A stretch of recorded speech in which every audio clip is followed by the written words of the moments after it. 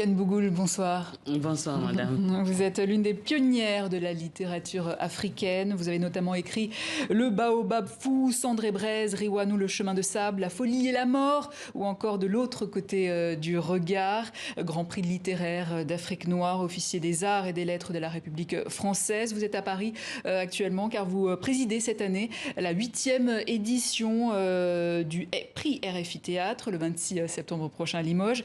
Alors, il y a tellement de choses à dire sur vous, mais on n'a que 10 minutes. On va commencer peut-être par votre nom. Le vrai, c'est Marietou Mbaye Bileoma. Ken Bougoul, c'est votre pseudo. Je vous laisse peut-être donner la traduction du Wolof. Ken Bougoul, si on traduit littéralement en Wolof, ça signifie « personne n'en veut ».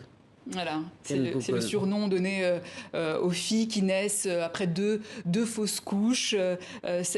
Comme pour dire cette fois, même la mort ne veut pas de toi, et ainsi conjurer le sort. Dans Le Baobab fou, vous parlez de votre enfance jusqu'à votre arrivée en Belgique.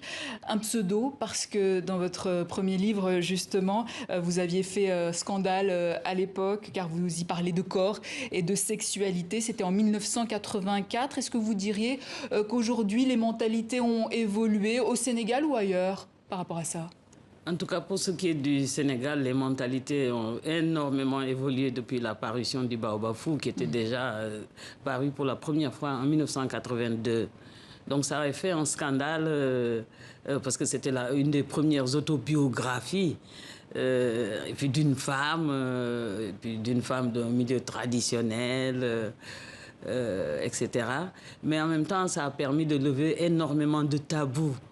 Parce que ce livre a permis de se rendre compte que des gens, des femmes, des jeunes femmes, ou des femmes même beaucoup plus âgées, avaient plus ou moins vécu des situations similaires, ou les avaient subies, et n'osaient pas en parler. Sans le dire. Et là, le dire, et en plus de le dire avec un jeu, ça vraiment, c'était un choc. Ouais. Mais depuis lors, les choses ont évolué. Beaucoup évolué. Alors, à 23 ans, vous quittez votre Sénégal natal pour poursuivre vos études en Belgique. C'est là que vous avez conscientisé la question des origines. Où en êtes-vous d'ailleurs sur cette réflexion aujourd'hui ? Oui, je pense que j'ai déjà réglé. Parce que l'écriture autobiographique, la démarche était donc sur la question identitaire, d'abord par les origines que j'ai pu régler. Ensuite, des origines, c'était la condition en tant que femme. Parce qu'on est conditionné pour être une femme. Donc, c'est la deuxième phase de la démarche. Et ensuite, de dépasser, parce que les origines, c'est bien de savoir que je suis noire, je suis du Sénégal, etc.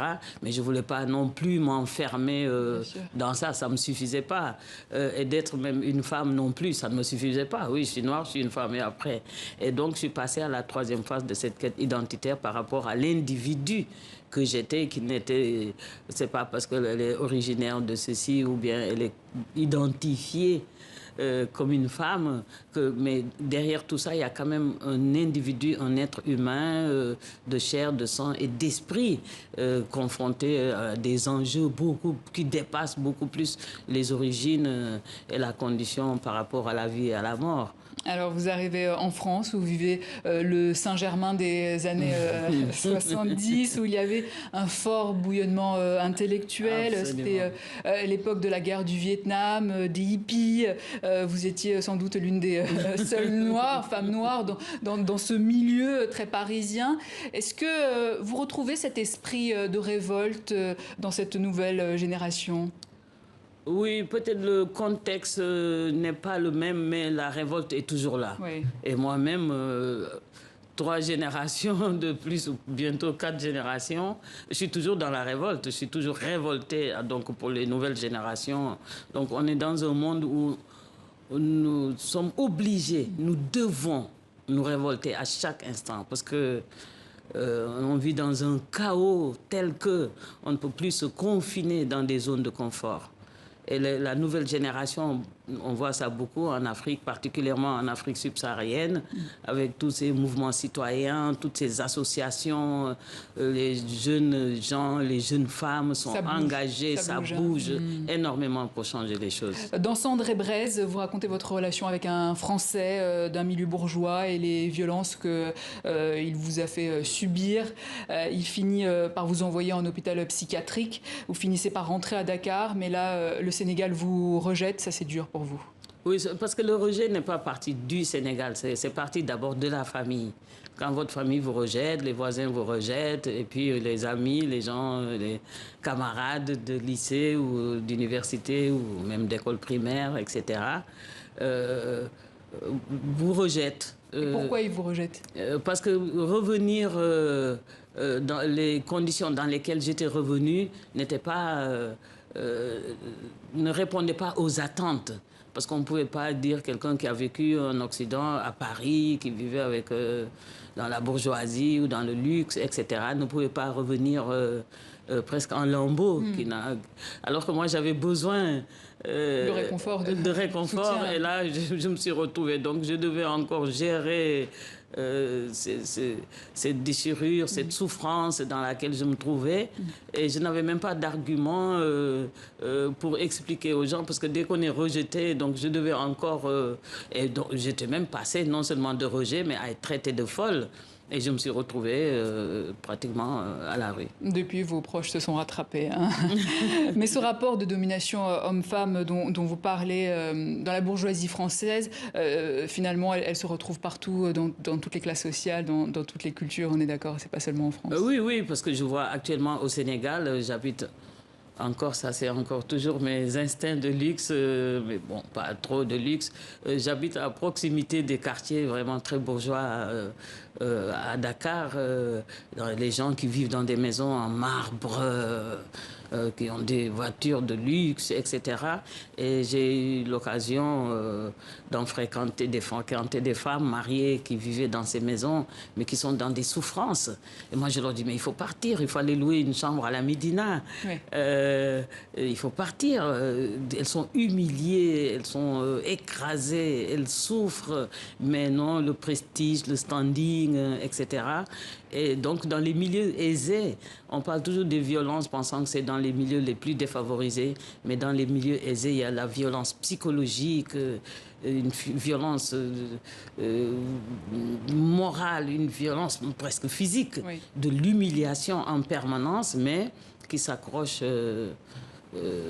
à cette forme de vie. Donc il y a beaucoup de femmes qui développent énormément de névroses. D'ailleurs, vous avez sans doute suivi ces images de la télévision ivoirienne, la NCI, qui avait fait scandale, où l'on voyait un violeur repenti simuler un acte sexuel sur un acte de viol, hein, sur un mannequin, encouragé par le présentateur en direct. Alors on a eu ce débat à l'intérieur de notre rédaction. Est-ce qu'il est légitime d'utiliser ce terme de culture du viol dans certains pays?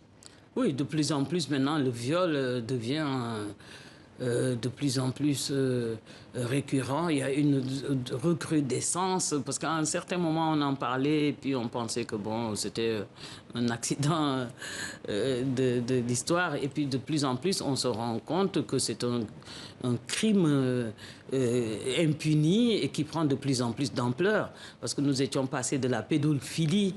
On se disait, bon, c'est des enfants en bas âge, aussi bien garçons que filles, qui ne pouvaient pas se défendre.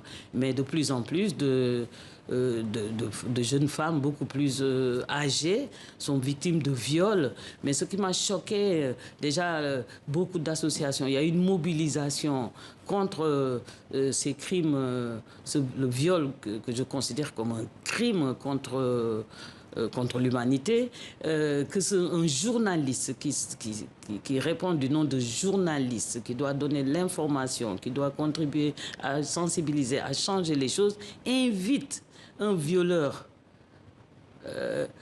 sur un animateur, un animateur qui l'invite et qui a amené le mannequin. Oui. C'est pas le violeur qui a amené le mannequin. Oui. C'est l'animateur qui a amené le mannequin et qui a demandé au violeur en fait. de lui montrer comment il a fait. Je trouve ça d'une perversité, d'un vice.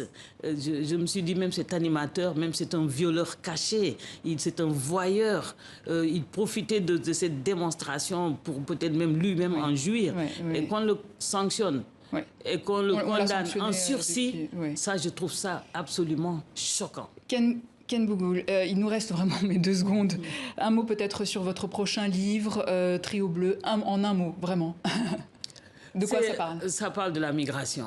Mais que dans la migration, il n'y a pas seulement la migration comme elle est interprétée aujourd'hui pour des raisons économiques ou suite à des conflits, et même la migration liée au phénomène climatique, parce qu'on aura de plus en plus de migrants dû au changement climatique. Mais se dire que on les numérote, on les met dans des quotas, ils ont des chiffres, ils ont des nombres, ils n'ont même pas de nom, mais ce sont des êtres humains. Et que j'ai parlé de rencontres de 3 migrants de différentes origines, montrer l'amitié. On vous invitera pour en parler, Ken Bougoul. Malheureusement, il nous manque un peu de temps. Ken Bougoul, merci. Je rappelle que vous êtes écrivaine. Voilà, fin de ce journal. Demain, retrouvez Dominique Chibakala.